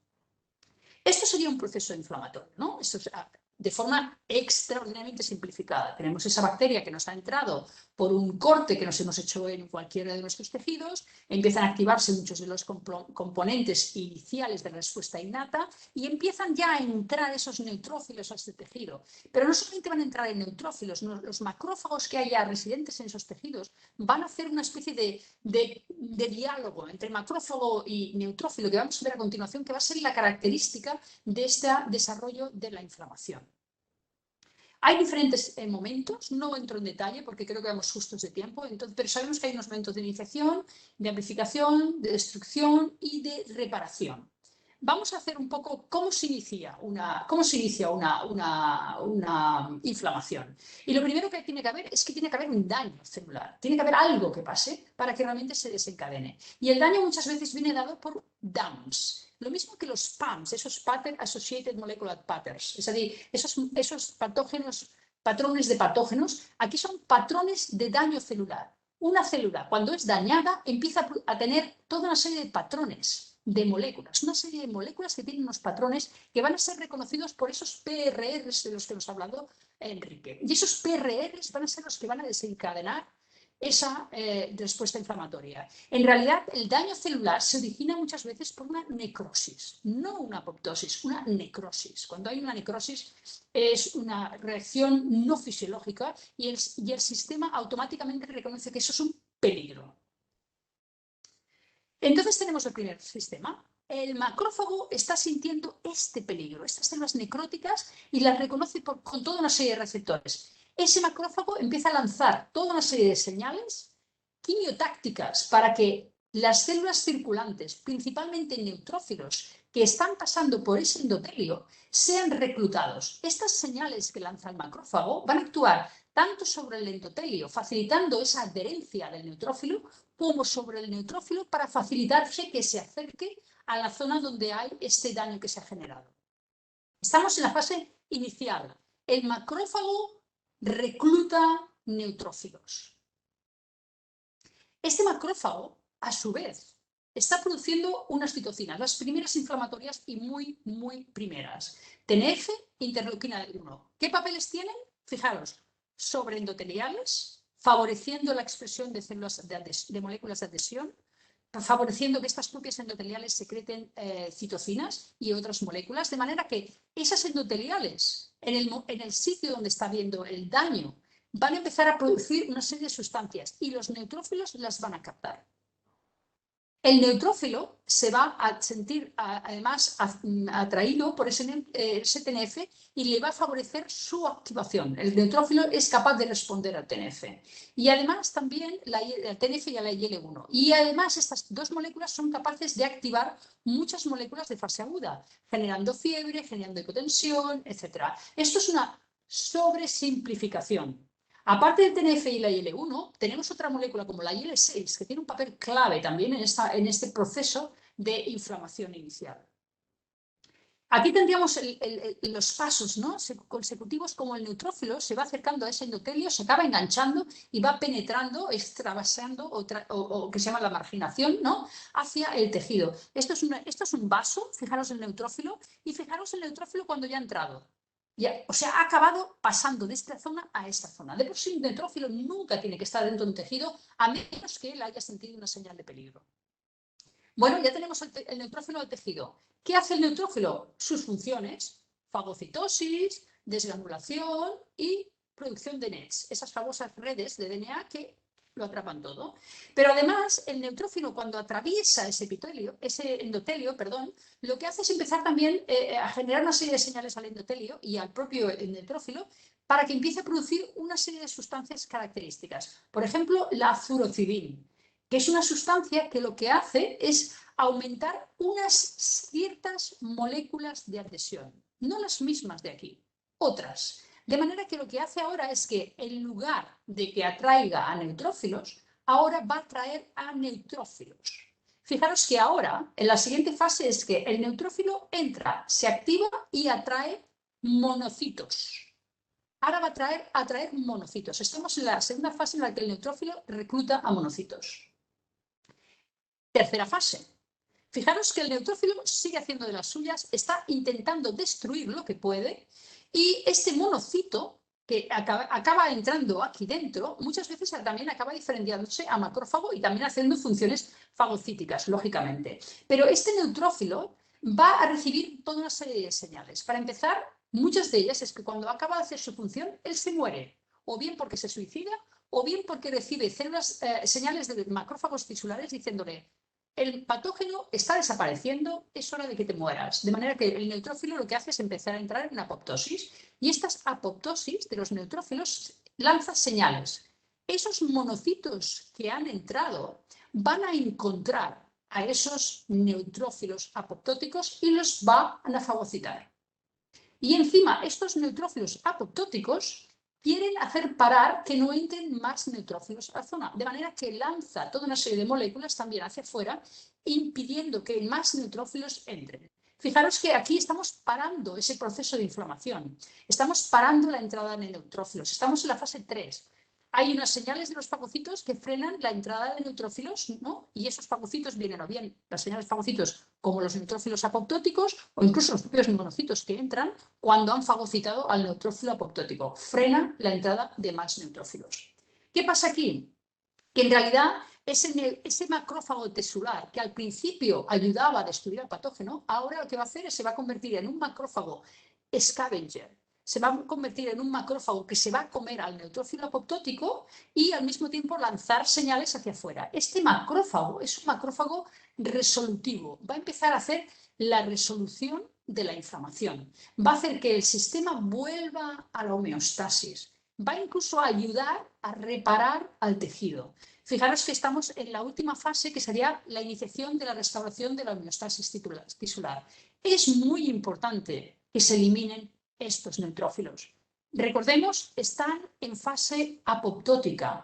Si no se eliminan, esa fase apoptótica pasa a necrótica. Y esa fase necrótica lanza DAMS que va a automáticamente generar más inflamación. De manera que nos interesa que todo este proceso esté muy bien regulado y controlado a nivel de eliminación de patógeno y también eliminación de esas células que han entrado infiltrantes inflamatorias. Si nos fijamos en la gráfica, esto es el proceso en tiempo. Nosotros tenemos los neutrófilos, el número de neutrófilos que hay en una herida, y estas son las horas. Fijaros que en las 12 horas hay el pico. Y ahora recordarlo esto la próxima vez que os hagáis daño y tengáis una herida y que os duela el dedo, pensad que estáis en el pico de esos neutrófilos. Y que si todo funciona bien, al cabo de unas horas, estos neutrófilos empezarán a caer. De manera que tendremos ya controlada la situación, posiblemente el patógeno se ha eliminado y el sistema está empezando a restaurar todos los mecanismos. Fijaros que en todo lo que os he explicado de la inflamación, de forma muy astuta, me he comido mucho. Solamente os he hablado de neutrófilos y macrófagos, pero ¿y todas las otras células? Pues todas las otras células están interviniendo, pero de forma que hacen mucho más compleja toda esta red de células. Sin embargo, macrófago es una célula clave para controlar un poco toda la estructura y las fases de todo este proceso. Yo quiero acabar con esto con unas conclusiones. Mis conclusiones son que, aunque la visión global que hemos tenido hasta ahora, hasta hace unos años, quizás ahora ya no tanto, pero hasta hace unos años, ha sido que el sistema inmune era innato, era un sistema más o menos simple, ¿no? Había unos neutros, había unos monos, había unos macrófagos. Cada vez se ha ido complicando. Han aparecido muchísimas más moléculas. Estamos hablando de péptidos antimicrobianos, estamos hablando de resolvinas, estamos hablando de señales de encontrar una célula apoptótica, etc. Y esto ha hecho que se ha aumentado muchísimo su complejidad. Pero además, no solamente su complejidad, sino que nos damos cuenta también de su relevancia. La falta de regulación del sistema inmune innato, la reducción, la falta en una persona que es inmunodeficiente en alguno de los mecanismos del sistema inmune innato, desencadena sin duda alguna inmunopatología y eso en ciertas enfermedades es muy característico. Además, estamos viendo que muchos de estos mecanismos no se van a limitar a lo que son los procesos inmediatos, los iniciales de una respuesta inmune, sino que se van a tener una influencia importantísima en lo que va a desencadenar a posteriori el sistema inmune adaptativo. Y sin ir más lejos, pensar en la COVID. Eso es lo que está pasando. Hay una complejidad del sistema inmune innato que se desregula y eso acaba afectando también al sistema inmune adaptativo. Pero toda esa gravedad de citocinas y tal es un sistema inmune innato absolutamente desregulado. Solamente agradeceros la atención y espero que todo esto que es la inmunología, cada vez con la ayuda de algunas presentaciones y de cursos tan interesantes como este, se acaben convirtiendo en una inmunología como esta, que tenga una lógica y que además nos ayude a entender muchas de las patologías para encontrar las perfectas dianas en la mayoría de los pacientes. Muchísimas gracias. Felicidades, doctora Vidal, por su magnífica y muy docente exposición. Estaríamos tiempo y tiempo. Y como su nombre indica también, por cuestiones de tiempo, un muy breve comentario porque tenemos que cerrar. Quería preguntarle su visión sobre algo que está muy en boga, ¿verdad? Cada vez más, el microbioma. Y la relación con la respuesta inmune innata, con la implicación que se lleva, ¿verdad?, de probióticos, de inmunomoduladores, incluso antibióticos. Una visión breve, ¿qué va a venir? ¿Qué va a venir? Bueno, yo puedo decir lo que yo pienso. Otra cosa es un poco lo que es la literatura. Lo que está claro es que la microbiota tiene un papel muy importante en mantener las integridades de los epitelios. Punto 1. Eso por un lado. De manera que si el epitelio está íntegro, los bichos no entran. Pero además, la microbiota establece una relación muy interesante con las células epiteliales, que es generar muchas moléculas reguladoras, que lo que le dan es una señal a lo que está a la parte subepitelial, que es lo que sería el sistema inmune vigilante, para que haga un poco una tolerancia. ¿Qué pasa si la microbiota, si nosotros le ayudamos a esa microbiota? Pues posiblemente lo que estaremos es aumentando esa regulación del sistema inmunológico. ¿Cómo se puede hacer? Aquí hay las dos versiones. Podemos poner más microbiota o podemos incluso poner, y yo soy muy partidaria de hacer probióticos, es decir, o sustancias, o fatty acids, o productos metabólicos de esas microbiotas, que sabemos que son muchas veces las que se encargan de hacer intermediarios con el sistema inmune innato y con los epitelios de esas mucosas por donde entran. Tanto respiratorias como digestivas, como las epiteliales, de epidérmicas. Muchas gracias. Yo creo que por cuestiones de tiempo, quizás, doctor Gabriel Herrero, para clausurar el curso, la sesión. Perdón. Muchas gracias, Javier. Bueno, pues dos presentaciones excelentes que nos llevan desde luego a la medicina translacional pura, que no terminamos de desarrollar en muchos centros y que es esencial. Y es el integrar de verdad la fisiopatología médica con la experimentación más concreta y el conocimiento biológico, bioquímico profundo que tienen en este caso inmunólogos o otros facultativos no médicos, como químicos, bioquímicos, ingenieros, etcétera. Y este tipo de sesiones nos adentran en esa cultura que creo que está muy descuidada en la universidad, no está bien todavía explicada a los alumnos, que ya no vivimos el médico como una persona que tiene ideas, Jiménez Díaz o Pedro Pons o el otro, sino que ahora somos grupos de gente que nos tenemos que poner de acuerdo todos para desarrollar proyectos complejos que requieren de los conocimientos de disciplinas muy diferentes.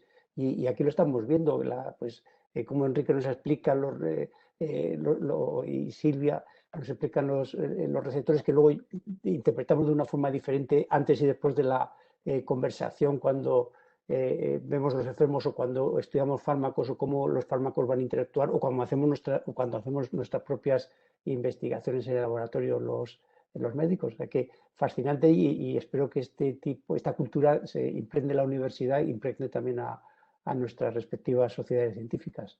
Muchas gracias a todos.